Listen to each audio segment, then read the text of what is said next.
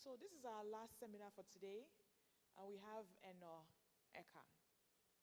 So yeah, so that's a good time to clap. We can. Yeah. So interestingly, before I met Eno, I saw her everywhere. Like, I don't know that you can watch maybe 12 YouTube videos and she doesn't pop up in one of the ads. So like her face is a familiar face, right? So I said to myself, if I needed someone to speak about, discovering potential, who is the best fit for this? And I want to really spend a few minutes talking about just how fantastic she is. So, Eno is easily one of the most nominated young ladies in Calgary now. She is. And I don't know if you can converse with anyone who is familiar, not just with the black community, but like with what the youth are doing, that they don't bring her name up. So last year, I was putting together a project that would start this year. And so I was going around trying to build my board, advisory committee, organizing committee. And every time I said, I just need one young person who is in business. And the next thing they would say is, what about Eno? What about Eno? Like literally everyone was asking me the same question. And then I said to myself, really should connect with this, because at a point it became ridiculous. So I spoke to, when I had spoken to the last person I would ask that question, and then I preempted them. I said, so is there any young person in your mind who has a business? I said, are you going to tell me about Eno? He was like, yes. So I said, okay, so I think it's high time I actually connected with her, to bring her, to our platform to speak about just how fabulous she is and all the great things she's achieved. Just before we listen to her bio, I just want to reiterate that Eno has been here for only 5 years. In 5 years. So it's commendable because, many times when you have people speak about discovering purpose or unlocking potential, it always takes them years to discover these things before they even begin to implement what these ideas are. So to find someone who I believe on the plane ride to Calgary was already figuring things out, because she literally hit the ground running. I don't know that she's had a day where she wasn't hard at work, finding a new, scene to kind of dominate.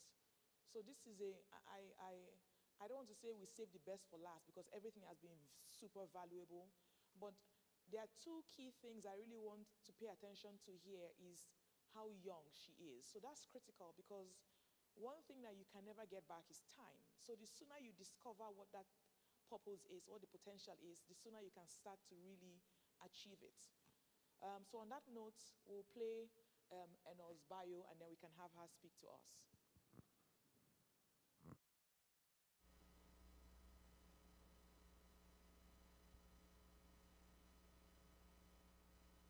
Eno Eka is a highly accomplished business analyst and consultant based in Calgary, Alberta, who has made significant contributions in helping professionals and immigrants kickstart their careers. With more than 100,000 professionals from over 90 countries benefiting from her career coaching and keynote speaking, she is widely recognized as an award-winning career coach and mentor. Eno's expertise in business analysis extends to her role as a content developer and course instructor at the University of Manitoba, where she develops and teaches courses on the subject. Her passion for business analysis led her to establish the Business Analysis School, where she helps professionals harness their skills in the field to secure lucrative six-figure jobs. Additionally, Eno is the CEO of Any Consultants Incorporated, where she helps businesses optimize their performance and achieve their revenue goals through the effective use of digital technology. Anna's dedication to the field of business analysis and her commitment to helping professionals and businesses succeed have established her as a respected leader and authority in the industry. In just 5 years since arriving in Canada, Anna has touched the lives of thousands of immigrants, curating mentorship and coaching programs that have earned her global recognitions and awards. She is a dedicated volunteer and sits on the board of the IIBA Calgary chapter as Director of Education and also volunteers at several nonprofit organizations such as the Calgary Region Immigrant Employment Council, Calgary Dream Center, and the Calgary Drop-In Center. Eno is also the host of the Fireside Chat with Eno's live stream podcast, where she shares valuable insights on job search tips and strategies for new immigrants. She is Giving Back sponsor for the Women in Need Society and a campaign ambassador for the United Nations and the Office of the United Nations High Commissioner for Refugees. Her remarkable awards and achievements speak for themselves, including Forbes 30 Under 30 Nominees 2020, Education category, Alberta Top 30 Under 30 Receptions, Alberta Top 30 Under 30 Recipients 2021, Canada's Most Powerful Women Top 100 Award Winner 2022, RBC Women of Influence 2020 Award recipient, and Top 100 Black Women to Watch in Canada 2020 Award recipients, amongst others. She was also a finalist for the RBC Top 75 Canadian Immigrant Awards 2020, Alberta Women Entrepreneurs Nominee 2021, and a Women of Empowerment Awards and Women of Impact Awards nominee in 2022. Additionally, she was a Thalberg/Larsen Global Leadership Prize nominee in 2020 and a Black Entrepreneur of the Year finalist in 2022. Ina's exceptional contribution to the industry have earned her recognition as a top 8 female business analyst influencer to watch in 2021, and she is also the RIBA Global Corporate member and the RIBA endorsed education provider for RIBA certifications. Her dedication to her profession and to helping others is evident in her numerous achievements, and she continues to inspire and impact the lives of professionals and immigrants alike.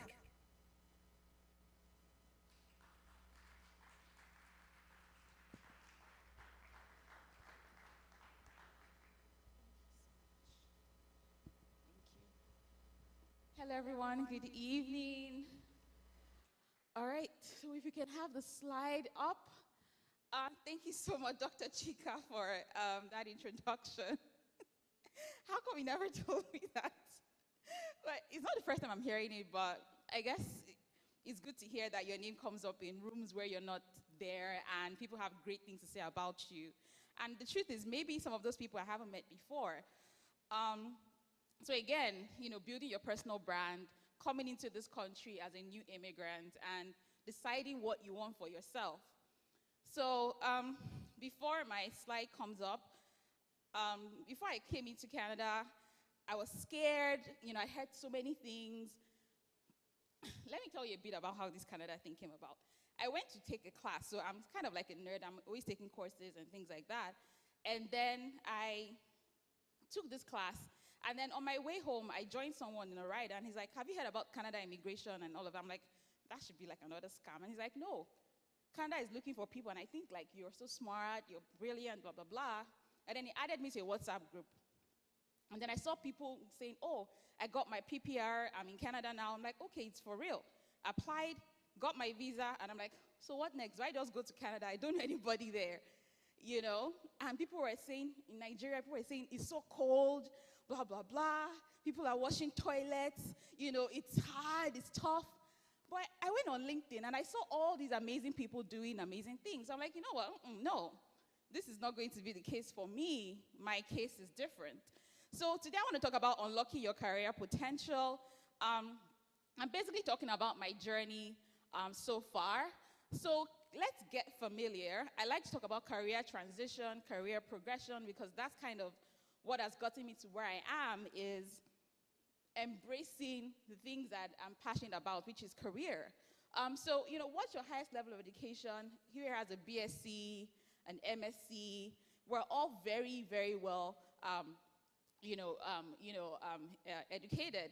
We all have work experience, 5 years, 10 years, 2 years. You're probably a banker, nurse, an advisor. You actually have a current career, but maybe you're that person who wants to make a career transition, right? And you don't know if it's something you can do. Maybe you're thinking, oh, my age might be a barrier. You're wondering what's next for me. You hear about AI and tech and things like that, and you're wondering, is this something I can truly do? Or maybe people around you are making progress.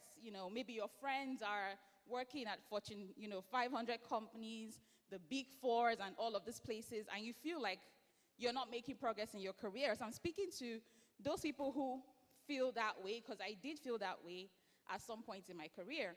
I felt stuck. I was bored with the work I was doing. I was unfulfilled, didn't really enjoy the work I was doing so much. But I knew that there was something in me. I knew that there was value that I could provide, but maybe I just wasn't in the right career, or it just wasn't the right environment. So maybe this is you, that you're looking at maybe job descriptions, you're scared, you're wondering if you can do it, you want to make that career transition, you want to make that change. You're researching the salaries, you're wondering how you two can be well paid. You're wondering, would they hire me? I don't have the relevant experience. I don't have Canadian experience, like they call it. Maybe that's you. Or you're learning all these tools. You're taking all of these courses, right? You're looking at people on LinkedIn, and you're wondering, how can I do it? Is this possible? That's the person I'm speaking to in terms of unlocking your career potential. Maybe you're applying for jobs. You're going to interviews, but you're not getting any offers. You're taking courses, you're on YouTube all the time, Udemy all the time, but nothing is working out for you. So if you're that person, you need to unlock your career potential. Maybe you feel like, oh, I need to spend 5 years first before I can make a career move. It's too early for me. I'm too old. You have all of these questions in your head, right? But you want to make that move, and you don't know what to do. I'm speaking to you right now because these are the things that I faced in my career, and with the people that I've worked with too, helping them and coaching them to their success. You're going to see some of the inspiring stories of people just like you, immigrants, who have been able to achieve this by unlocking their career potentials. So we're going to talk about some things that I have done, things that I have coached people on how to do.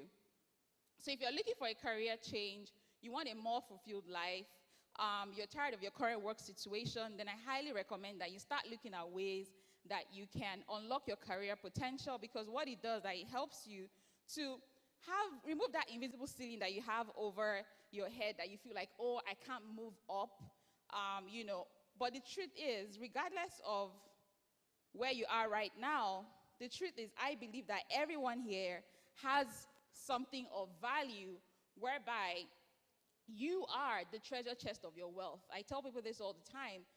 The most amount of money you want to make, the goals you want to achieve, everything dwells inside of you, but you just have to unlock it. You just have to unlock it. So again, when you unlock your career potential, you're going to have control of the kind of career you have, the salary you command, the work that you do, who you work with, all of those things you have command over them. So I'm very passionate about my journey, helping people start their careers, and all of that. And I kind of want to share a bit about my journey, how I kind of got started in my journey. I didn't just become this person that you heard, all of that on the bio.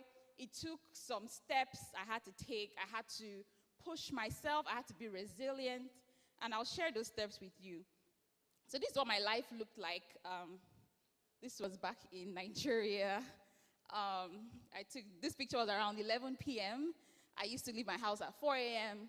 to go to work and, leave the office at 11 p.m. Working as a finance professional, but not just fulfilled. And I was looking for more. I knew that someone who was already a straight A student, had an excellent, educational career before I got into corporate. I knew there was something more, but I just felt like the environment and the people I was around and everything wasn't just working right for me. So that's what it looked like for me. And then Ooh, okay. And then this was me years after, on my way to Canada, after I got my visa to move to Canada. So I took that picture on my flight leaving Lagos to Calgary in April 2018. So it's 5 years that I have been in Canada. When I got to Canada, I lost my bags. I didn't know anybody. When I got my visa, I would reach out to people on LinkedIn and say, hi, my name is Eno. I'm coming to Calgary. You know, I reached out to so many people. Only like 2 people actually responded to me on LinkedIn. And then coming to this place that I didn't know anyone. I had paid the rent, looking for a job. When I get there, hopefully I get a job. And then I lose my bags. It was so devastating. It was like as if, oh, this is a sign. This is a sign. Because I was so scared of moving here that I arrived Canada 3 days before my PR visa expired. I kept pushing my flight dates. I was so scared. And then when I got here as well, I had to share, you know, a house with other people, not having that experience before. But I just decided, you know what, I'm going to do this. I'm going to push through. Because there were already people that were telling me, that place you're going to suffer. People are cleaning toilet there. It's cold. It's like, but I'm like, no, but there are people that are there that are succeeding. So how were they able to do it? How can I do the same thing? So I started charting my own career and say, you know what? I'm going to create my own path. I'm going to take some steps. I'm going to do some things to help me. And that's why I was so inspired by, you know, Chioma and Kathy's experiences, because it kind of aligns together with my entrepreneurship experience and my professional career experience. So right now, I provide consulting services. I'm a business analysis coach. I founded a business analysis school, a course developer, doing all of these things, winning all these awards, right? But it took so much from me, getting all these certifications and letters behind my name. But I needed to have a plan. There were steps I needed to take to get me there. So my journey into tech started years ago when, you know, I was just tired of the accounting career. I just didn't see anything that would, you know, inspire me in that career path. So I found business analysis as a career back in Nigeria. It wasn't so popular. People first told me, you know, it's not a popular career path. Are you sure you want to do this? Why don't you go get your ICANN, get your ACCA? And then when I was coming to Canada too as well, people said, oh, we're just getting out of our, you know, economic downturn. Calgary is even the wrongest place you should go to. Calgary, people are suffering in Calgary. People are working in 7-Eleven. I'm like, what am I doing wrong? But I kind of just decided that, you know what, no matter what, I am going to write my own story, not the story of the people that are telling me all of this. This was me years ago, back in Nigeria when I was looking to make a career transition to business analysis. I got into Canada in 2018.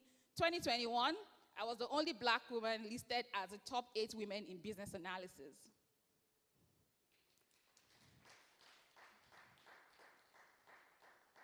The timelines between these pictures is around maybe 6 or 8 years.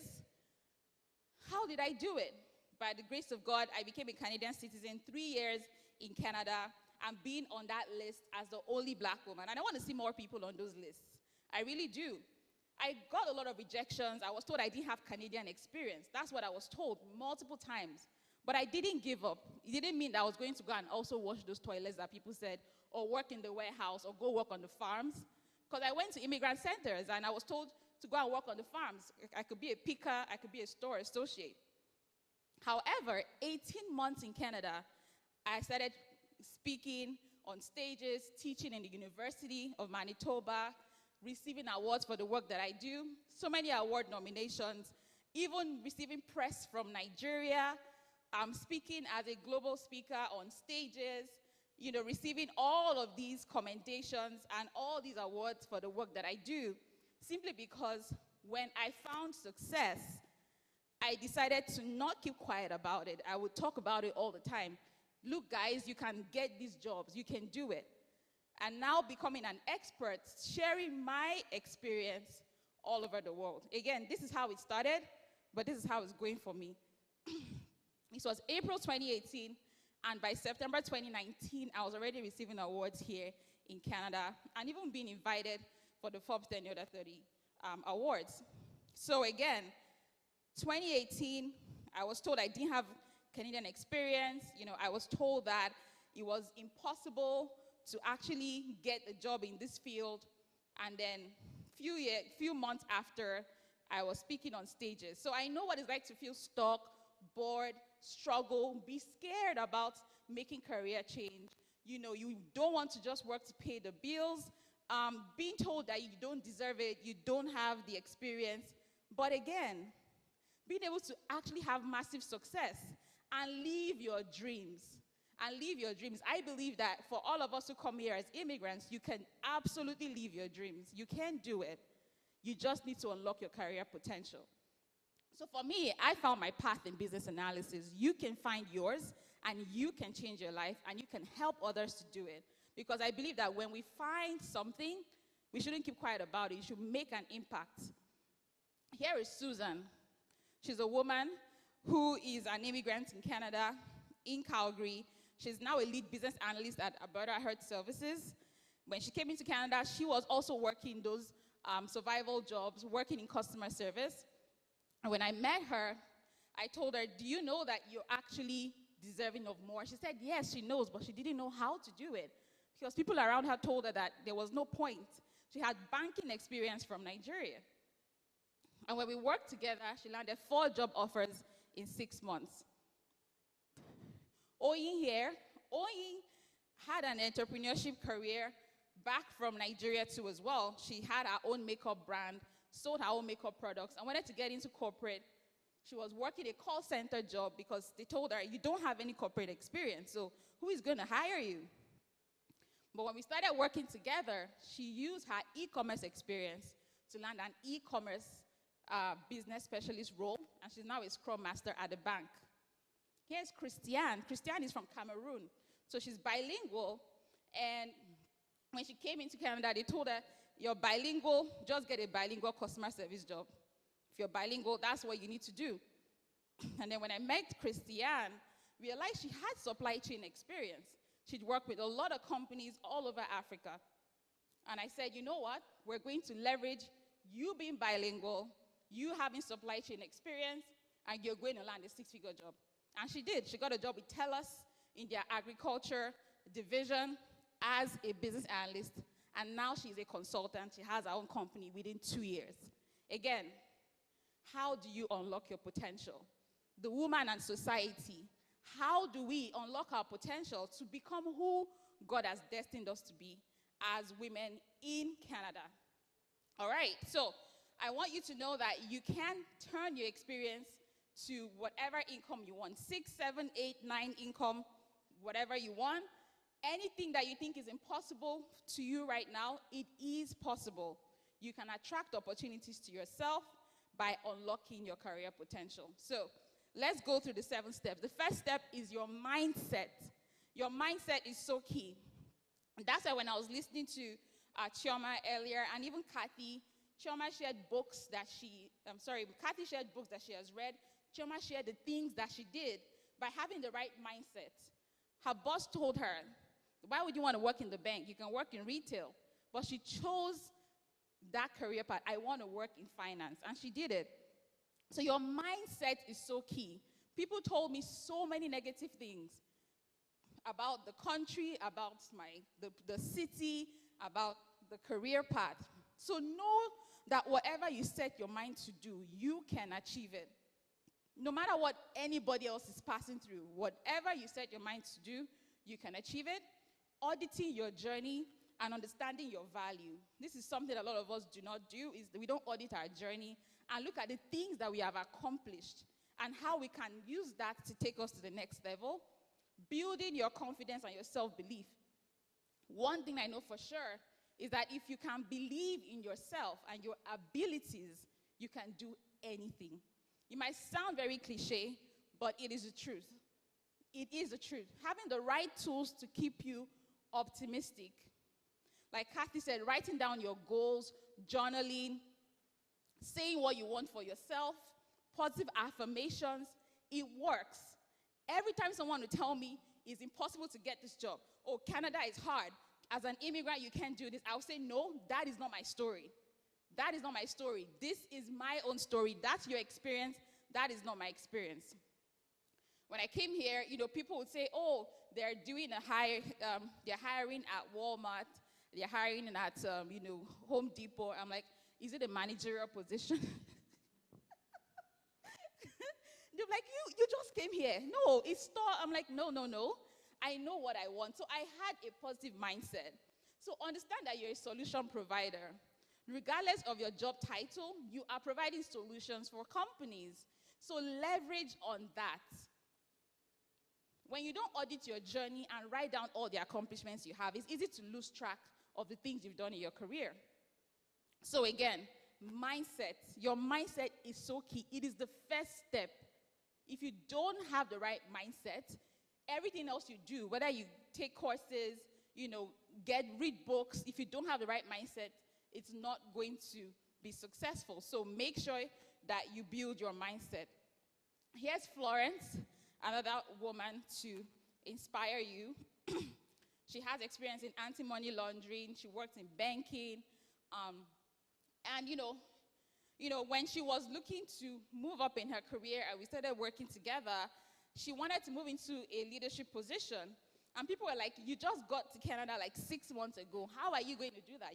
We're not even a leader back in your home country. But I told her, we're going to do it. Do you believe it? She said yes. And we started working towards it.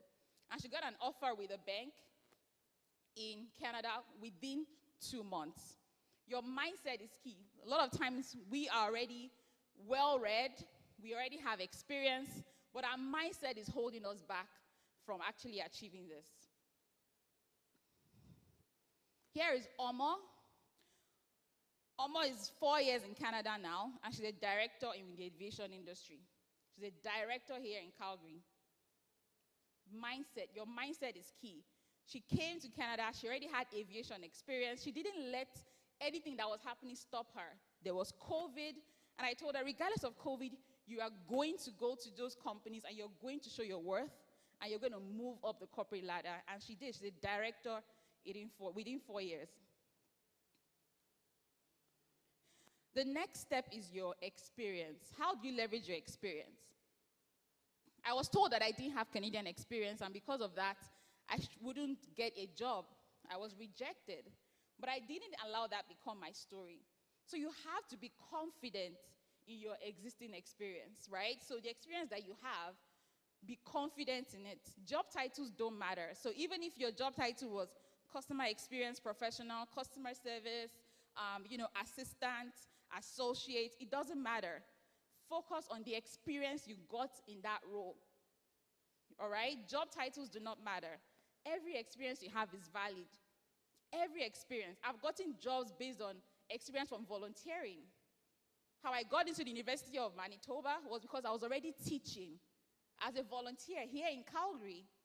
And they said, we hired you because you already had teaching experience. But I wasn't paid a dime for it, but I was volunteering to teach every Thursday. So again, every experience you have is valid. Don't discount that experience. Some of you are volunteering here for this ministry. But this is experience that you're gaining that you can leverage. So every experience is valid. Don't discount your experience just because you didn't hold, a big job title, manager, director, CFO, blah, blah, blah. No, leverage your experiences to get you to where you want to be. Leverage your experience. Don't discount it. If you're an immigrant, you moved here, you had 10 years experience back home, you're starting here with 10 years experience. You start with what you have. Use what you have to get what you want. Here's Chioma.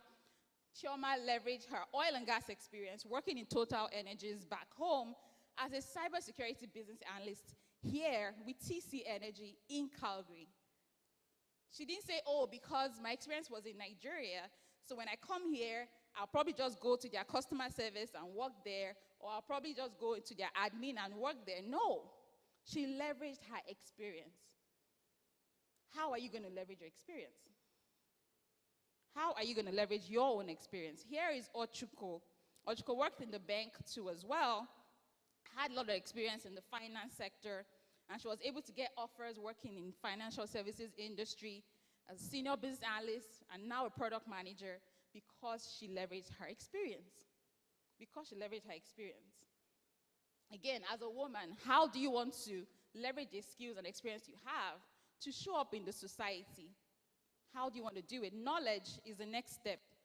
Knowledge, knowledge, knowledge. Knowledge is basically everything you've gained, the knowledge you've gained. College education, you've taken courses, you've read books, you've attended webinars, you've listened to podcasts, your work experience, everything that you know is relevant. So leverage the knowledge you already have.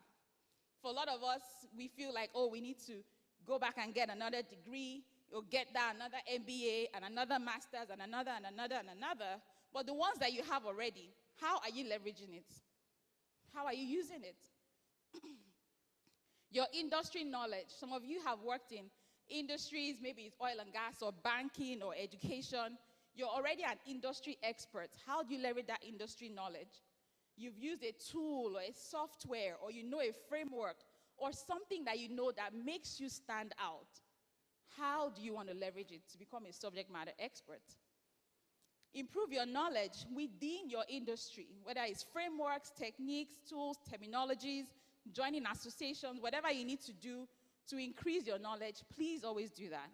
And you become the go-to expert within your organization.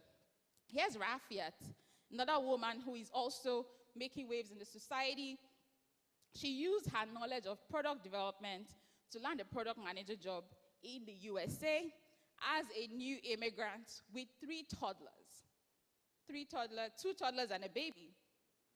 Again, leverage the experience and knowledge you have. Obi here, she was working in banking too as well, and she wanted to move into another industry. She was able to move into the big 4 consulting companies as senior business analyst. All these people you see on your screens, they've been in Canada for less than 5 years. All right, skill. Skill is the next step that you need to take to help you unlock your career potential. How do you leverage your skills? So a lot of us already have amazing skills that we use right now at work. We're delivering value at work with the skills that we have. Hard skills, soft skills. Chioma talked about transferable skills. You have to know your transferable skills. The skills you have right now can help you move to the next level. If you stop discounting it and thinking, oh, because I didn't have this big title, that means I can't apply for that opportunity. So know your hard skills, know the soft skills, know your transferable skills.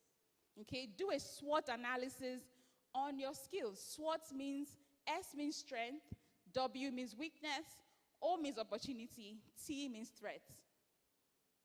What are my strengths? What are my weaknesses? How can I turn my weaknesses to strength? What are the opportunities for me? What are the threats to my career growth, and how can I turn that around?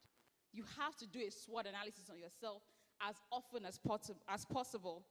Learn new skills to set you apart quickly. You have to keep upskilling. Don't stop. Chioma talked about continuous growth, continuous improvement. Kathy said the same thing. Keep improving yourself. Keep learning. Learn all the required skills for your target roles. Before I got into Canada, when Dr. Chika said on my plane to Canada, I was already plotting. Before I came into Canada, I would go on Indeed.ca and I would search for all the roles, for all the business analyst jobs, and I was looking at even director positions. I would look at everything. I'll say, what skills are they looking for? Which ones do I have? Which ones don't I have? What do I need to take? What courses do I need to take? Who do I need to talk to about this job? You know, looking at the skills that they're hiring for. That way, I could map the skills I had to the skills that were required for that job, and then learn the ones that I didn't have. So again, leveraging your skills. This is Michelle from Ghana. She got a role as a product manager in the UK with a UK company in Ghana. She leveraged the skills she had working in event management. Again, leverage your skills. Leverage your skills. So important. So important for you to leverage your skills. Egosa here as well. She was able to get 4 job offers. 4 job offers. Leveraging her banking experience.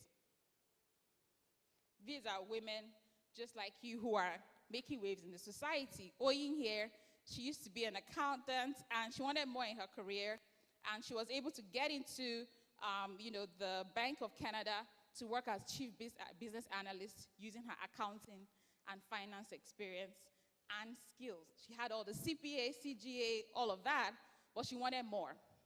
So what are some soft skills that you need to have?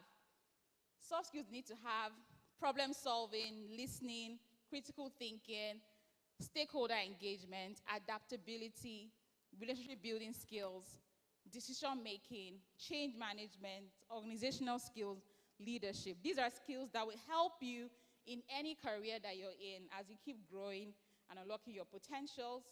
Hard skills that you need to learn and improve on: communication skills, problem solving skills, business knowledge, which is really important, facilitation skills, having an agile mindset where you're constantly trying to deliver value as quick as possible, decision-making skills, creative thinking, systems thinking, leadership and influencing skills, and conceptual thinking skills. These are hard skills that I highly recommend you learn. Also looking at global skills, the World Economic Forum always releases the top 10 skills for the future every 5 years. And in 2020, they released this for 2025, and we're just 2 years out before these skills even become redundant, okay? Top 10 skills for 2025. How many of them do you have right now? Are you aware that there's actually a list of skills that the World Economic Forum is saying are going to be the in-demand skills in the next 2 years? What are these skills?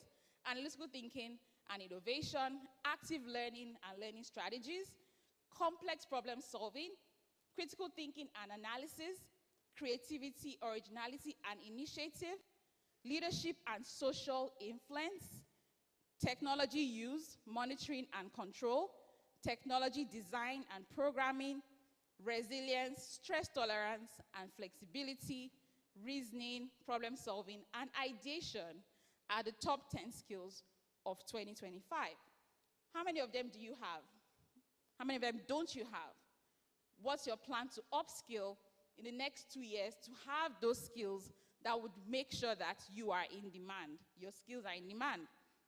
And then they group these skills into 4 different categories. The 4 categories are problem solving, self-management, working with people, and technology use and development. These are the top 10 skills of 2025. So how are you building your skills? Certifications. Certifications are great if you have the skills and experience for them. So know what certifications the companies are looking for with new hires. It's so important that when you're applying for a job or you're going to work in an industry, you know what certifications are out there. You get the ones that are in most demand. It'll help you to validate your skills and experience. This is also something that I do when I'm trying to move into a new career path, trying to get into an industry. I look at what's the in thing there. What can help me stand out? And I get it. So you're seen as an expert, you become globally sought after, and you have, a better understanding of your job. Here's Joy. She went from being a well engineer, working as a well engineer back home as an immigrant, coming into Canada. She got a job as a process analyst with the provincial government by leveraging her skills and experience and getting certifications. Here's Chichi. She used to be a nurse, and she wanted more. After the COVID period, she was burnt out, and she wanted to work from home. She wanted a remote job, and she was able to leverage her nursing experience. She moved into the media and now works in healthcare as a Scrum Master, leveraging her nursing experience and getting certifications. Here's where she was sharing that she moved from making $28 per hour as an LPN to landing a 6-figure job within the healthcare space as well as a Scrum Master. So how can you leverage the skills and experience you have, and how can you use certifications to help you get there? Mentorship and coaching is the 6th step. So this is really just a shortcut and an easier way. And Kathy talked about it, right? The people you surround yourself with, being in masterminds, getting mentors, so helpful. When you learn from someone who has already done it, it really just closes the gap for you. And when people say, what's the secret to your success? How have you grown so fast? It's mentorship and coaching. I have people that I reach out to for every area of my life, in my business, in my career, people who have gone ahead of me that give me advisory Do you have your own board of advisors? Who is advising you? Who is speaking life into you? Who is advising you? Who is directing you? You know, learn from their experiences because they've already made the mistakes that you would make. When I came into Canada, I went and reached out to people who were already in C-level positions, and I said, how did you get here? People who had businesses, how did you do it? And I took notes from them, and I basically just used the playbook that I got from them. So you save so much time. You save so much time when you get mentors and coaches. Also, continuous improvement and community.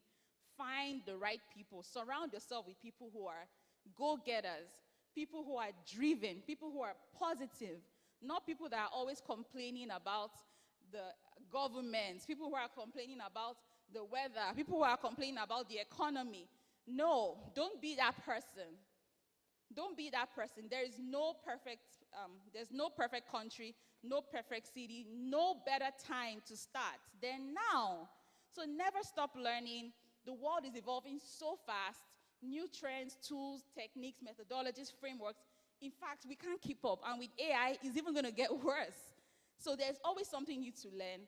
Continuous improvement. Keep learning. Keep learning. Elizabeth leveraged her customer service experience to land a business analyst job through mentorship and coaching. Surround yourself with the right people. Surround yourself with the right people. This is me and some of my mentees all around Canada when we met up sometime last year and basically being able to experience coaching face to face. Yesterday is also one of the amazing women doing amazing things here in Canada. Josephine, she works in construction industry back home as well in Nigeria, came into Canada, and people told her, construction? Just go and, maybe go back to school or find something. There's no way you're going to break into construction as a black woman. And then when we met, I told her, do you believe it's possible? She said, yes. I'm like, okay, fantastic. So let's work together. Let's do it. She got into the Bank of Canada within 3 months of coming into Canada in their facilities services department. So she's still leveraging her construction experience in the Bank of Canada. Again, unlocking your career potential with the right people in your corner. Belinda here used her experience in sales and operations to land 3 job offers in 1 month. How did she do it? With mentorship, coaching, using all the steps that I have shown you, working from Ghana to Dubai to Canada, leveraging all of that international experience that she had. So after following all the steps, what's next for you? You might say, what do I do? How am I going to implement all of this? So the first thing you want to do is determine your unique value proposition. There's something that makes you unique, makes you different from me different from you. Leverage it. So I want you to list out 10 points stating why an employer should choose you over any competition. And it could be literally anything. Your unique value proposition is what makes you stand out from everybody else. And that's something that once you know it, you become so confident in yourself, and those are the things you're going to speak to that would always get you hired, that will always get you promotions, that would always get you those opportunities. To help you get started, you can ask yourself these questions. What skills do I have that are hard to find? There's definitely some skills you have right now that make you hard to find. You might be different from the average banker, the average, accountant, the average nurse, because there's something unique about you. So write down those skills you have. What do I do better than my peers or my coworkers? What do you do better? What do people appreciate me for the most? What are the things that people appreciate you for the most? What would make me a valuable employee? What are the things that make me valuable? And of course, in what area am I exceptionally knowledgeable? So write down all of these. What am I passionate about? What are your passions? What is my most impressive accomplishment? What is it? Do you write down your accomplishments? Write all of them down. Do I have exceptional records at university or at work? Have I been recognized for my work or for superior results? Write down everything. Write down everything. Some people call it your brag book. Some people call it your brag bank. Whatever you choose to call it. Write down everything about you that makes you special. And then your next steps after doing all of that is one, you're going to narrow down the top 3 to 5 that would be the most attractive to an employer. The top 3 to 5. 2, rewrite your resume. Once you do this, you're going to use that information you've put down about yourself, and you're going to change your resume to become that show-stopping resume that any hiring manager sees it, they want to talk to you. Revamp your LinkedIn profile. Some of you, your LinkedIn profile has not been revamped since, you haven't touched it in 10 years or 5 years. No, update it with all your recent achievements. Put it in there. Get them reviewed by your coach, your colleague, your friend. Start applying for those jobs. Start talking to people. If you're looking for promotions, request a sit down with your manager and talk about the things that you've accomplished. And then get ready for the overflow of opportunities as you have now unlocked your career potential. Thank you so much. Thank you.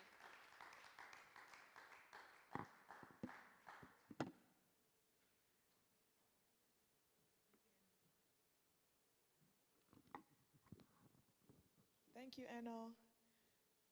So that was excellent timing. We have 4 minutes to move around a little bit, and then we'll come back for our Q&A and our chats. Thank you so much. We'll be back soon.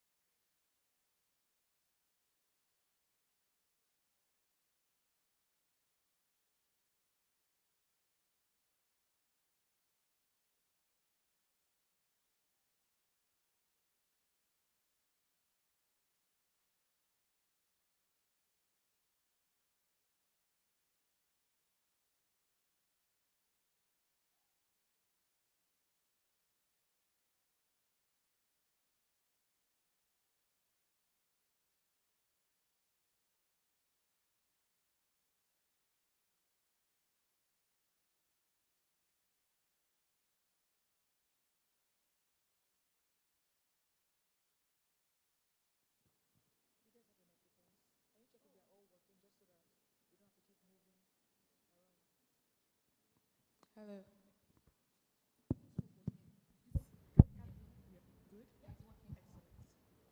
Hello, everyone. We're back. Can we put our hands together for our speakers for today?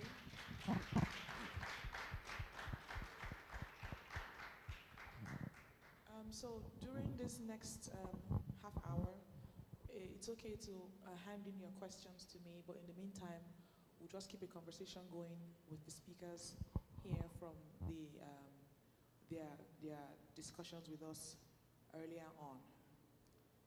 Okay, so thank you, Eno. Thank you, Kathy. Thank you, Chioma. We're so happy to have had you and listen to all the tricks of the trade you shared with us today. We feel so privileged. I think I will start with some questions I had for Kathy from her session. One of the things you mentioned was that you found key to being able to succeed as an entrepreneur is to surround yourself with great people and also build a network of confidants. So are these the same group of people? Like, how do you, because if you're surrounding yourself with those people who are great, don't they eventually constitute people who you would also confide in, and take on that role of confidence as well? Right. Yeah, that's a great question. So they can be the same group of people, but in my experience, I actually kind of liken it to an onion, like an onion with layers, right? So your tight circle of, let's say, 10 people are like the middle layer of the onion, and those are like your confidants that you could share. In my world, I share everything with them. So I would literally just pass them a financial statement without thinking twice, disclose everything, all the issues and the problems that I'm having that maybe they can help me with, or sometimes you just need to vent, right? And just get it out. And then as you go outside to like the outer layers of your onion, it's like, okay, well maybe they're good friends that maybe you only see once a month, let's just say, or business colleagues that you see once a month. So yes, they're still within your circle and your group of people, but you're not necessarily gonna be disclosing that type of information to them. And then, then you get to the very outer layer of the onion, and maybe those are just people that are just more acquaintances, or maybe you just know them from LinkedIn, or they're like an outside circle of your network. Right. I think I should have even started with this question first because there's something that has always plagued my mind, just from conversations with people as well, is for those who are skeptical as to whether they are supposed to be employees or business owners. So I think a good question would be, how do I know if I have an entrepreneurial spirit? How do I know what is for me? I would probably do better in, right? So I heard you say you initially worked, you had a job, you were employed in an architecture firm, and then after a while, you felt either discomfort, displeased in the position, and somebody else might say, why didn't you find another job? Versus go and begin to build a business, right? So how do you know that was the next step you should have taken? To be honest, I didn't really know. I would say my advice is if you don't try it, you're never gonna know. So the worst thing in my mind is not trying it and never knowing and looking back and thinking, I didn't even go for it. I didn't even try. Right. So that leads me to my question for Eno. And one of the things you said that really struck me was that when you came into Canada, you were really trying to land yourself a job, and not just any job, a good one that was befitting of the skills you had. Yeah. But something else he said was very critical, because he said that as you looked for a job, you also wanted to make impact, right? So how did you balance the need to find livelihood and also, and as you were doing that, still find something that also put you on the map as well? Because, if you came into the city in April 2018 and then by Q3 2019 you're already being awarded, someone can just say that they kind of matched, right? You were doing what would be a good job and also making impact. So are there times when you need to forgo one for the other? And I'm thinking of those who have come into the city as immigrants like yourself and at a place where they just want to survive first, even though they also have the desire to make impact eventually. So what do you suggest? Is everybody able to kind of balance both, in that initial first attempt? Great question, Dr. Chika. I believe you can do both. So for me, how I started making impact was when you come in, and for those of you who are new immigrants, you have like all of these like WhatsApp groups and communities where Telegram groups where you're all talking about coming in, settling down. People are sharing resources on where to get a house, how to get a car, like all of those things you need to settle in. And I started making an impact already within those small communities. So you can start small. I didn't really see myself doing the big things in my early days. It was really those small things like, hey, there's an opening at this company. Is anybody interested? Who is qualified here? Do you have your resume? I can look through it for you. I have some time this evening. I can do a mock interview with you. Hey, I saw this post on LinkedIn. A recruiter is looking out for this opportunity. Is anyone here qualified for it? Or, hey, a recruiter reached out to me. I'm not available for this role, but I told her that I know someone who is, so who here is available? Or in my company where I'm working, I go through the vacancies and I share it in a group and say, hey, our company is looking for IT support, admin, accountant, blah, blah, blah. Who here is interested? I can refer you to the manager. So those little things were things that I was doing. It was not anything large scale, but within that community, going back and passing on the information and helping people who were stuck finding ways that they can also get into better paying jobs. So in essence, you're saying that as you found opportunities, but since they didn't quite suit you, what you thought was best was to as well refer someone else, who could. Absolutely, I would always pass the baton, on to someone else. Right. I have another question, Eno.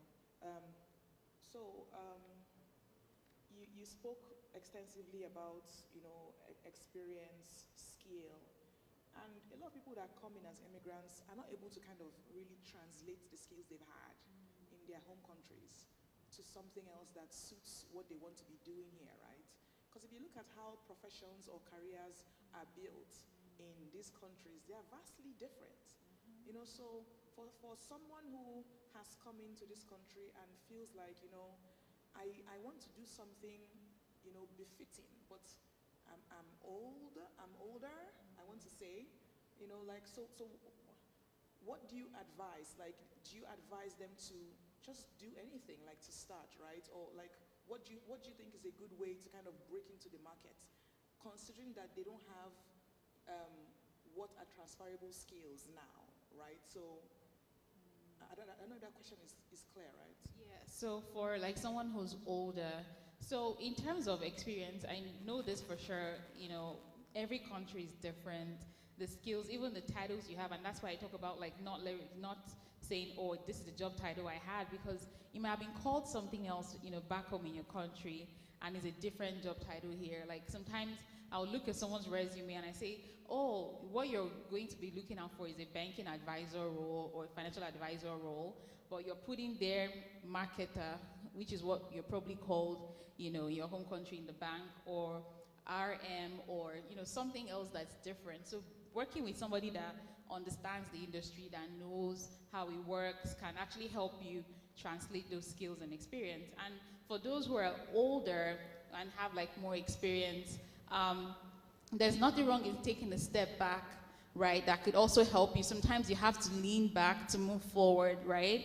And Chioma talked about having to move from manager to analyst role to help her move forward within that career. So that's also something you can consider even when you're older.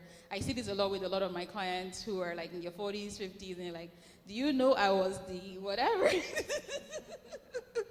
And I'm like, yes, Oga, I know that you were the group CFO of Dangote Industries, but let's talk about how you can translate that, maybe move into an accounting manager role, and then in the next 2 years, you could be there again.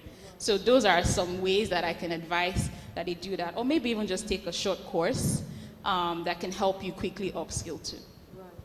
So my next question is for both you and Chioma, because you guys spoke about things that are somewhat similar, right?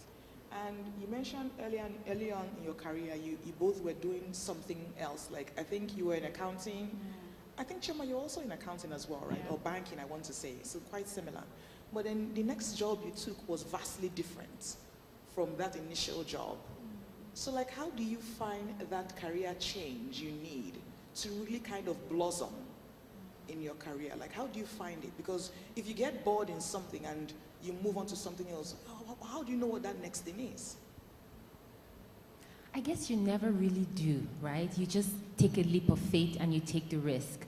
I think for me, my career started in banking. But when you think about it, banking, accounting, compliance, finance, they are not vastly different. When you actually peel it back, there's a lot of interconnectivity and a lot of transferable skills. So when I say I'm the chief compliance officer now, people think, okay, that's vastly different from accounting role, but you spoke about soft skills, right? And transferable skills. CCO, accounting, analytical thinking, communication. You need some kind of technical skills, right? Documentation. And most of all, when you're growing that way in your career, being a leader, it's less of the doing and more of the strategic thinking, right? So you go away from the doing the daily task to more thinking long-term, okay, how can we solve this complex business problem, right? And then leveraging staff to do the little day-to-day stuff. So when it comes to leadership, it doesn't matter what your background is, it just matters that you're able to think long-term and have a strategic vision and apply it, right? But then again, there can't be strategy without operations and no operations without strategy, so you need to kind of understand. Understanding that technical part is good, but not always necessary. So when you're growing in your career, you can actually transcend industries at a leadership level because it's a different type of skill set. But at a lower level, you're looking for transferable skills, right? You can't just go from, I don't know, what are two things that are polar opposites? From an accountant to be a doctor. You can't do that, right? But you can go from an accountant to be somebody in compliance, to even somebody in tech. Because when you look at it, they are transferable skills. Absolutely, I agree with you, Chioma. It's really taking that leap of faith, right? Nobody knows that they're going to be always successful. But like I shared when I was speaking, is looking at auditing your skills and looking at what is required in that role. Do I have some of them, even if it's 50% of what's required? Do I have some of these skills? So the ones I don't have, can I learn them, right? And then, finding people that can support you in every new role, in every new career you're going to get into. You're going to have what we call the imposter syndrome and all of that. So finding people who can help you, support you, who have been there. That's why we can't take away the place of mentorship and coaching. It's so, so important. Yeah, you already touched on my next question. Yeah, and I was going to ask to direct at Kathy and Chioma, because they mentioned something about, kind of delving into a new space, newish space, and feel like they didn't quite qualify, right? So how do you deal with that feeling of not being sufficient in the position? Kathy was speaking about, she was thinking to start a business and said to herself, like, well, what do I really know? Like, do I know that I can even lead people? Do I know I can even carry on this vision, which is now 17 years old, right? And then also Chioma was speaking about how, you thought to yourself you want to be at this C-level suite and all the many hurdles from where you are to there. Like, how do you overcome the feeling of that insufficiency that many times, I don't know that men feel it, but I know women often feel that. I remember having a conversation with someone, I want to say maybe a couple of months ago, and she was saying to me, oh, hey, Chika, I think you should apply as a director of academics in one of the universities in Calgary. And I said to her, but how? And then I want to say about 3 days later, I got an email asking me to apply as an academic director. So almost as if, the stars were aligning. But thank you. Thank you to that one person. Okay, so, yeah. and so the question is really how do you overcome the feeling of, just finding that, do I really qualify for what I want to, where I want to be or what I want to get? Yeah, I can go first. No, go ahead. I think for me it's two things. As you were saying, two things came to my mind. It's surrounding yourself with people who see your value, right? my husband is one person who sees my value or see my worth that even I don't see for myself. My parents are the same way, my sisters are the same way. So if there was something I was thinking about, so Aka would send me, okay, apply for this job. I'm thinking, at that time, VP of what? And Aka would say to me, do you know who you are? You are A, B, C. By the time he goes down the list, I'm running to the computer because I never saw myself in that light. The same thing with my sister, the same thing with my career coach, because we always downplay or underestimate our abilities, especially as women, right? We don't see ourselves as this powerhouse. And I will use myself as an example. I don't see anything I've accomplished as anything. Even till now, I still have the imposter syndrome. Like I'm on a board table and everybody's talking and in my head I'm thinking, one day they're gonna catch me. Like, as if I'm doing something wrong, right? But you just have to surround yourself with people that see the value in you. And secondly, so this is something that I just learned a couple years ago. So I sit on boards and I chair committees. And as a board member, one of your only employees is the CEO of the company. So we're looking at recruiting a CEO of a crown corporation. So it's a very big crown corporation. And we were running the searches and interviewing candidates. So this was just me in my head, interviewing as part of the the board team, interviewing potential candidates for CEOs. And these were people that had been either past deputy ministers, past CEOs of Fortune 500 companies, and they come with their notes and they're shaking, and I'm asking them, and in my head I sat back and I said, wow, these are human beings like me. They get nervous, some are unprepared, some talk too much, some overtalk, some don't even know the answers to the question that I'm asking. So when I was able to unmask the fact that CEOs, like the highest position in an organization, they're actually humans. In my head, I'm like, forget about it, right? So that's the way I kind of overcome the fact that, okay, to say to myself, I can actually do this, right? Yeah, I think to answer that question, I think it's about, I totally agree with everything that you said, and like I have imposter syndrome all the time. Maybe I'll start there. I have this saying that I learned when I was really young, so maybe it's not said very eloquently, but it'll do the job. Fake it till you make it. And what I mean by that is, if you're walking into a boardroom, whether it's a boardroom or an interview or any situation in your life, if you're not confident, just pretend you are. I've read books about this as well. So there's a psychology about how, even doing simple things, walking in the room, standing up straight, having great posture, put a smile on your face, hold your head up high, and even if you feel so small, it will automatically, in your head, just make you feel that much bigger. Try it. It completely works. Like your mind and body are so connected.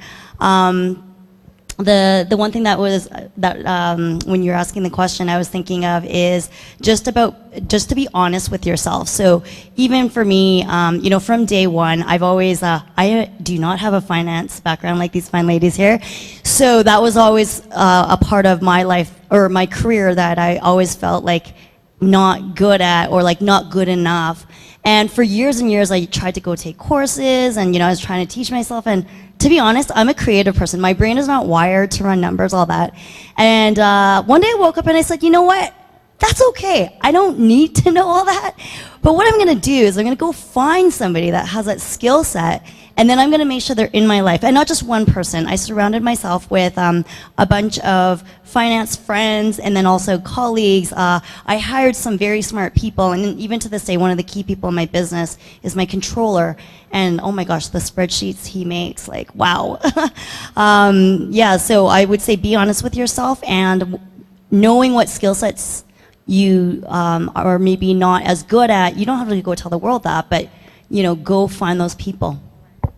Thank you. I have another quick question. So, you've already spoken about how you need to have a specific kind of mindset to overcome setbacks, right? But besides the mindset, because it's very abstract when you say that, have a good mindset, think of where you want to be, have a vision, of success, eventually you get there.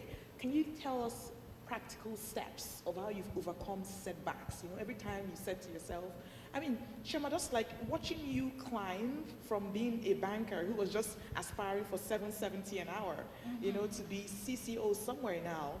Like, I know that it hasn't been a smooth ride, just, you know, right from here to the top. But every time you've kind of met something that has set you back or made you feel, I really shouldn't have tried to move forward yet, you know, I should have given myself a couple more years. What are the practical things you've done that have made you kind of dust off and want to attempt to move forward again? It's all for three of you, because Maybe I can attempt that. I think for me, it's just getting the requisite education to help burnish my skill set and giving me that credibility, right? Okay, so I'll give you a practical example. I remember when I was working for a regulator at the Law Society, you know, obviously my background is in accounting, so I'm the sole accountant, or my department or group that was leading is the sole accounting in the sea of lawyers, right? So a manager at that time was the highest level that I could attain. Regardless of what I did, there was no room for me to grow. But I knew that this was an organization that I wanted to be at for a long term, because I really loved the culture, I loved the CEO, I just loved my group, the team that I had created. And I knew my value and I knew my worth. So what I did was, I took a bold step. I created a position, so I did a proposal. I created a new position. I gave it a name with job responsibilities. I did an environmental scan of how much that position would pay, and I put together a budget of how that incremental salary increase would be covered without having to generate more revenue by just cutting operating costs. I put that proposal to my then CEO at that time, because every time we did a performance review, I was at 150%, but there was no promotion because there was a ceiling, nowhere I could go. So I submitted it, and I kid you not, 2 weeks to the day I submitted it, it was approved, and I was promoted to a senior manager. Sometimes I think it's just taking that leap of faith, that bold move, stop that self-doubt, because I think, like one of you said, you need to see your value, the skill set, like you have it, right? But sometimes the organization may just not be ready at that time because they do not know where to go next. And part of you, what your role is to just help them create and maneuver.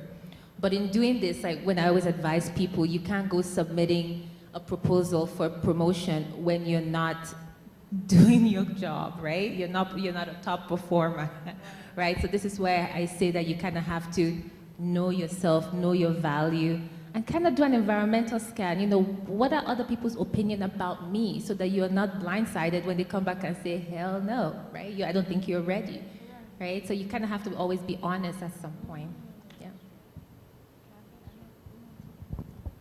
Yeah, I think to talk about how do you, I think the question was tactically, how do you actually overcome or more perseverance in what you're doing, especially when you're up against challenges. What I do in my experience is, you know, if there's something really, really big in front of you in terms of like an issue, or maybe something really bad happened, maybe you failed at something, it seems so crushing at the time, but I always just say to myself, you know what, this too shall pass, right? Like if you just kind of just remind yourself that there's a much bigger picture, that's the first thing. Then the second thing is just focus on exactly what's in front of you that day. And even sometimes I break it down into the hour. You know, like some days I'm like, I don't even know how I'm gonna make it through the day. And then you kind of say, okay, you know what, let's just think about what I can do in the next 1 hour to just bring myself a little bit closer to overcoming this goal, or overcoming this adversity, or whatever it is, or trying to reach your goals. So you want to have like the 30,000-foot vision of like where you want to go, but you have to break it down into like something that's tangible. Yeah, small steps, exactly. And like literally sometimes it's by the hour, or like one task that sometimes there's like emails I don't want to write, and it's a 5-minute email, but I'm just I just literally don't want to write it. But I say, okay, you know what, Kathy, I'm gonna give you 10 minutes to write a 5-minute email, and let's just get that done. And then when you're done, it just motivates you to keep going and then take the next step. And the next thing you know, the adversity is gone. For me, a practical way that I've been able to achieve this is actually getting accountability. So having someone that keeps me accountable. So when I have a challenge and I feel stuck, that's why I have people who are my mentors and my coaches who I can go to and say, you know, I'm trying to achieve this, nothing is working out, I'm getting frustrated. What are some tips? Sometimes you need someone else that would see something different or a different viewpoint or perspective to help you break through those barriers and those challenges.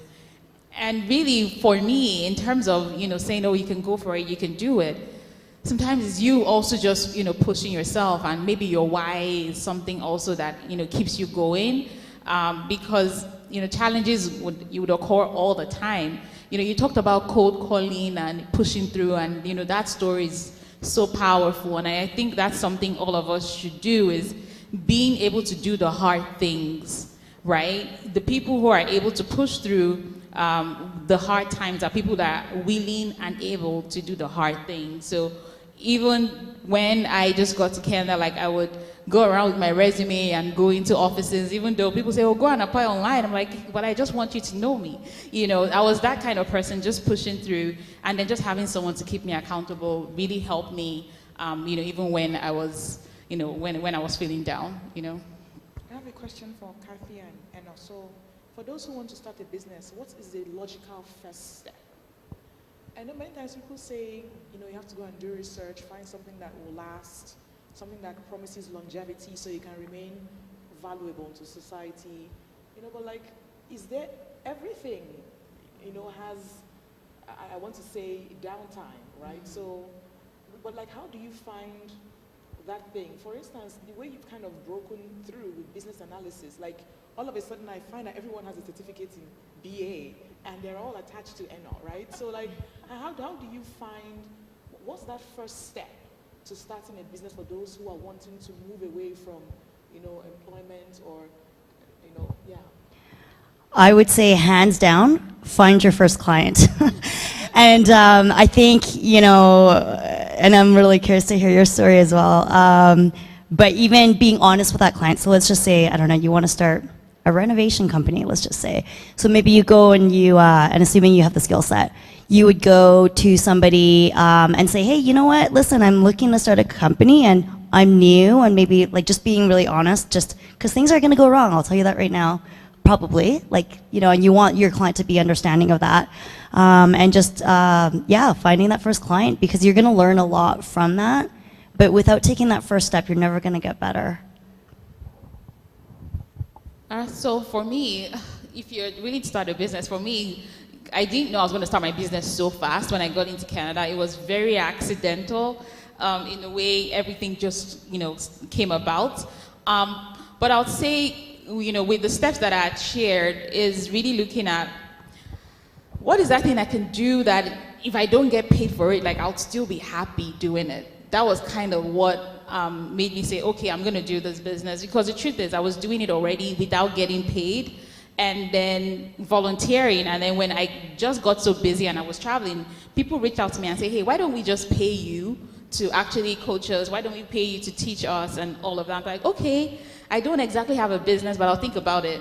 So it was something I was already doing, happily doing, without being paid for it. So that's why even in the early days of my business, when we were running at a loss and I was using my money to fund the day-to-day operations of the business, I wasn't bothered. I didn't run away from the business because I was happy doing it. It was my passion, and I knew that one day it would be profitable. Yeah. I mean, Chioma, I'd like you to speak about this because I know that they don't know, but you've had businesses, right? You've even had ones that have closed down. Yeah. So I know there's also lesson in failures, right? So what do you think should have been the first step versus what you did in the case of the ones that didn't work out versus the ones you have that are still doing very well now, like the CPU? Oh, gosh. Okay. So just for background, so I used to own a retail clothing store called German Street at the core downtown Calgary. It sold, luxury men attire. It was supposed to be bringing that European luxury fashion to North America. But I don't think Calgary was ready for it, regardless of all the research that we did. that Calgarians or Albertans per capita made the most money and they boast the most millionaires, but I don't think they were ready for it because in Alberta we're not that fashion forward, unfortunately, right? But long story short, the business failed, and it failed because in 2018, as you all know, there was the economic downturn, consumer confidence was low, oil prices plummeted, there was a mass exodus from downtown. People are losing their jobs left, right, and center, so the last thing on their mind is, I want to buy a shirt, right? So that business failed, and I think if I were to do it all over again, so if I were to compare that business to Ufodike Professional Corporation, they're two vastly different businesses, right? One is retail. They're both selling a type of service, right? One is selling a product, and the other one is selling a service. But the one that's selling a service is selling time, right? But one was selling a product that was very seasonal, so I had to carry inventory. So if I were to do this over again, and if I was a person that were to start a business, I don't think I would go into a business that's very seasonal, right? Because there's that risk that, and seasonality is by quarter, right? If you're not done selling the one in that quarter, you need to replenish, and then in the next year, this one becomes obsolete because it's last season. You know, what do you do about that?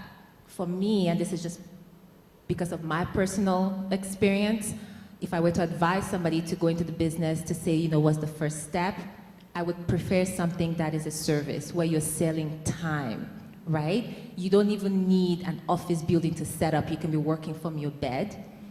Thank God for COVID, everything is remote now. So as a professional accountant, I can zoom in, I can talk to you about your needs, you can upload your documents electronically into a shared drive, we can collaborate.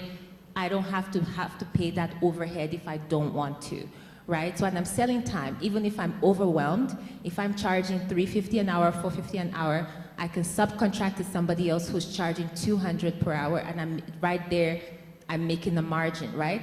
As opposed to retail, when I'm selling a product, and it's not moving, and I have to keep discounting it just to push it out the door. And don't get me wrong, I'm not saying selling product is not, you know, the right way to go. I'm just saying doing your research to find the right product. And I think I like what Kathy had said, you know, when I had shared the story. I mean, sometimes regardless of what you do, there could be external forces or economic factors that could just be a hindrance to your business, right? And at some point, there's nothing you could do. But to your question, if I were to give somebody an advice, the first thing to start, I'd probably just say do your research, and you know, get into something that can withstand time, right? That's not so susceptible to inflation, to interest rate, to just, you know, all these economic uncertainties, right? That's what I would say. Let what you're getting into have an inverse relationship to all these economic factors.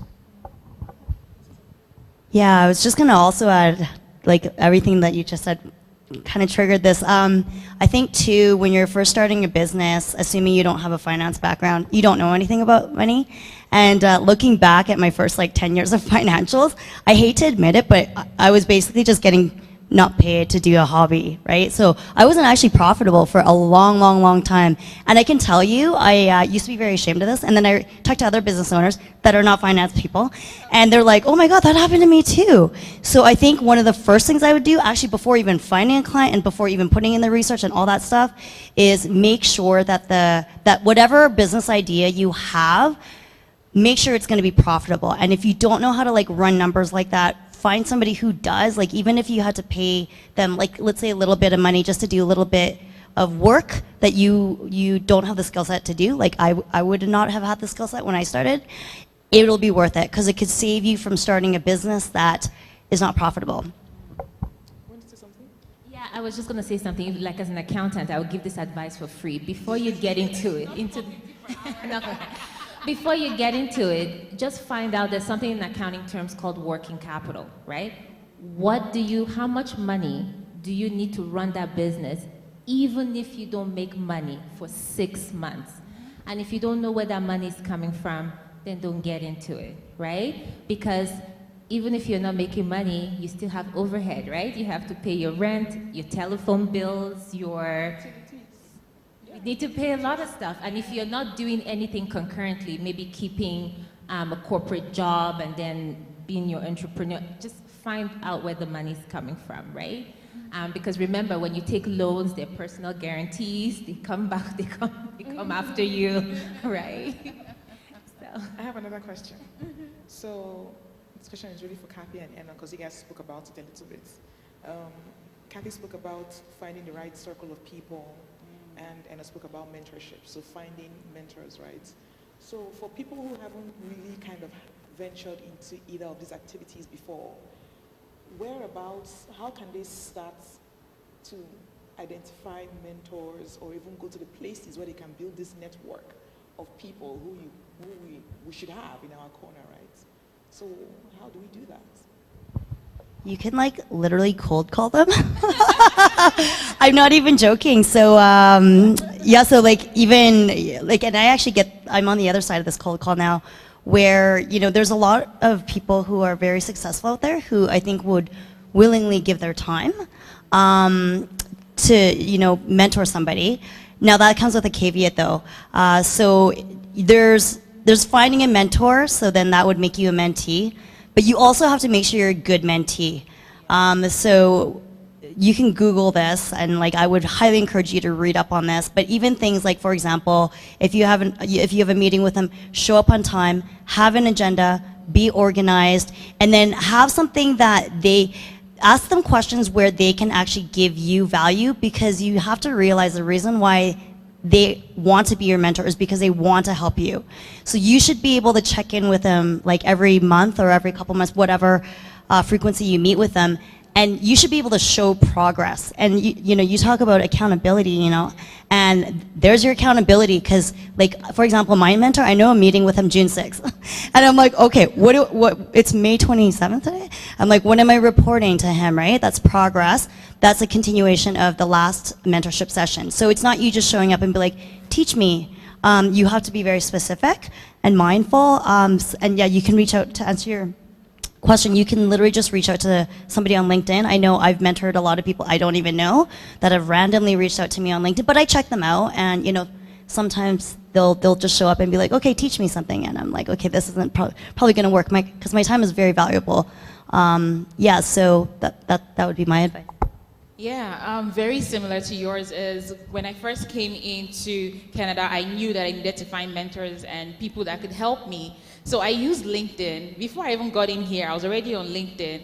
I looked at people who were already had that similar career path. So maybe you were in finance and moved into tech or business analysis or something similar, or project management, and they were already in leadership positions. And I looked at, you know, how I could find that common ground with them, and then also seek mentorship. So I'm not asking them to find me a job, but I'm just seeking to learn from them, learn from their experiences in a very polite way. That's how I've been able to do that. But one thing I've always done is also give value back to my mentor. So she said being a good mentee, all of those tips, you can leverage them, but also how do you also give value? Now I know a lot of these people are more successful, we have the money, what can you give someone that has everything?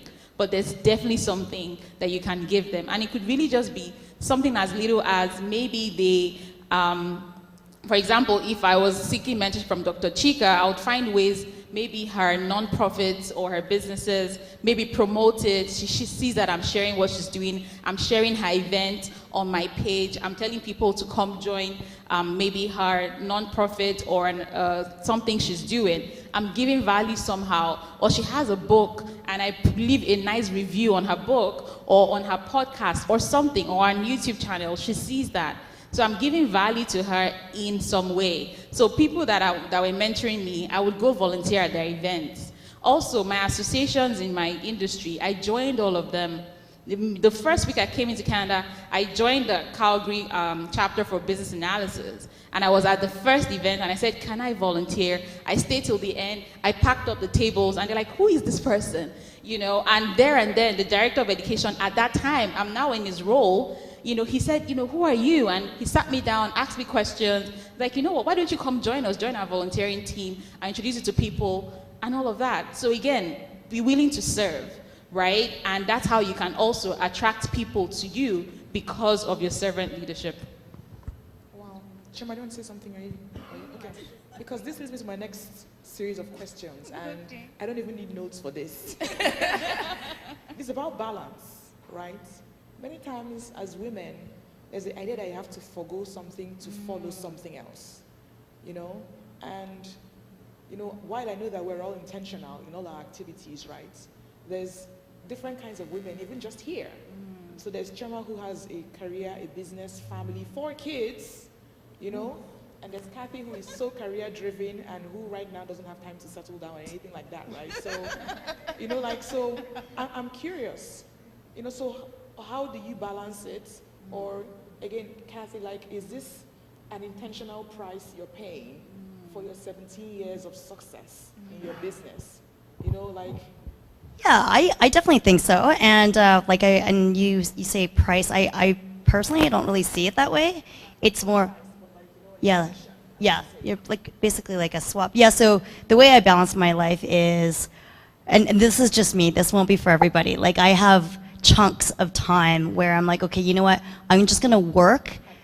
Yeah, exactly. Hyper focused is exactly the right word, because once you start like getting into that mindset, like I just don't want to take my eye off the ball, and I'm just super focused. And when you kind of get into that state, like you just want to keep going. It doesn't even feel like work. That's when you know you should start a business about something. Is like when you just lose time because you just love it so much. So I'll do that for, let's just say, like 2 months, and then I'll go literally just take a holiday for 2 weeks, and I'll turn off my phone, and I'll just tell everybody you can't get a hold of me.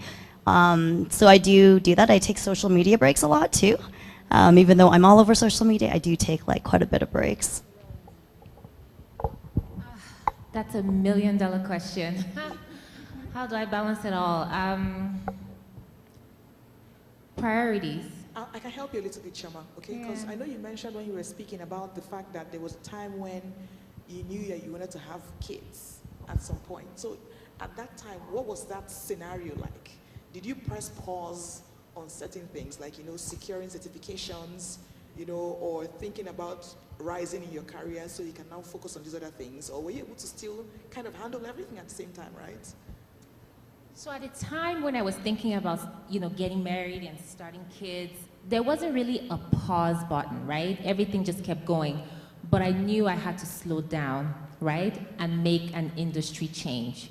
So I knew I couldn't continue on in consulting because it required really long hours. And my husband at that time was working really long hours, so we had to maintain some kind of normalcy. But I think the bigger picture is, you know, as women, I think it's inevitable when you start having kids, there are things that you have to forgo, and you always feel that you're left behind, right? Because it's not like when you take that break from the workforce, you know, with the maternity leave, and when you come back, you are starting from where you left off. And some of your colleagues, they may have progressed and they may have advanced, right? And I experienced that a lot because, again, I have 4 kids and I was in and out of the workforce when I was having children. And I saw all my colleagues that I started off together, like I'd be at home, postpartum depression on LinkedIn. Oh, somebody just announced they got a promotion. So it just compounded my depression. But this is a very important thing here because I always say life is not a competition, it's a journey. When I look at them now and I look at me now, I've surpassed them, regardless of the fact that I took that break. But life is a journey. It's not a race. You're not racing to a finish line. There's no finish line. Just run at your own pace. But with women, unfortunately, like I always say to people, what our children's primary caregiver, we cannot balance it all. There's no magic trick. Something will always fall. I try to prioritize. I try to have a network of other moms to help me, which doesn't always work because I cannot reciprocate.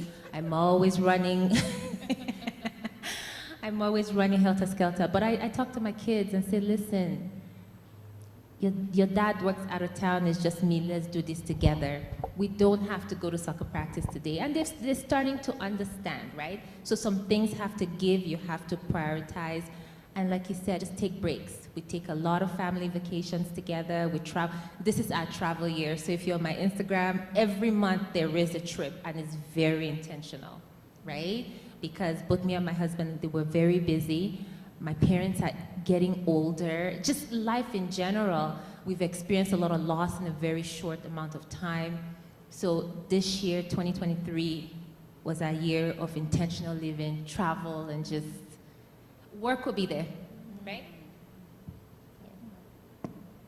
Thank you. So as we kind of conclude this session, I just want to say if there's any words of advice, you know, in terms of in your different aspects that you've spoken about, you know, entrepreneurial mindsets, unlocking potential, growing your career, like any words you have for those listening in terms of, you know, how to really excel, or just to have in mind as we want to progress or advance in the places that we are. I would say just believe in yourself. You can do way more than you could ever have dreamed, and whatever you can dream, you can do it. It just takes hard work and persistence, and just go for it. I'd like to say, you know, to round things up is, you know, be very intentional about the people that you surround yourself with, people that are around you, because when you surround yourself with negative people, everything that they say and those things they speak to you, it ends up becoming true for you. When I first came into Canada, I like to share this experience. You know the Mabos, they're your friends. Ade Mabo was one of the first people that I connected with. I'm like, oh, you know, I see what you've done in your career. This is where I am, blah, blah, blah. But I heard it's so hard. I was just talking about all the things people do on inside. Is that going to be your story? You know, that's not going to be your story. So choose your story and work on your mindset. And that kind of helped me, like, oh, this man is so positive. Like, I've never met anybody this positive. And I embraced that positivity at every point in time. I remember what he told me, and I kept pushing.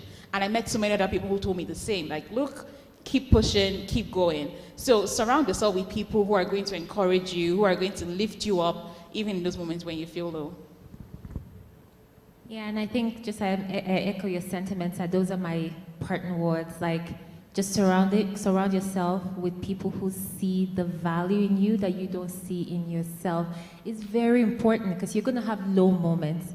You want people to be your personal hype woman, where you say, I can't do this, and they'll tell you you can do this because of A, B, and they're not just saying it to make you feel better.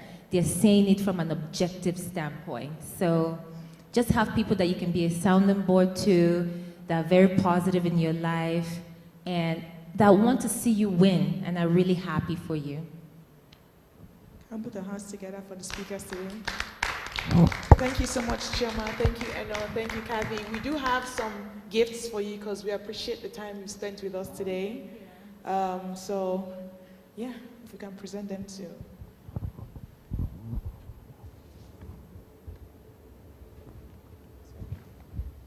Thank you. Thank you so much. Thank you, Chioma. We really appreciate you guys coming today. So this is from all of us here at the WTAL. All right, thank you. On that note, we've ended the session. So thank you all for attending as well. We hope it was worth your while. See you next month.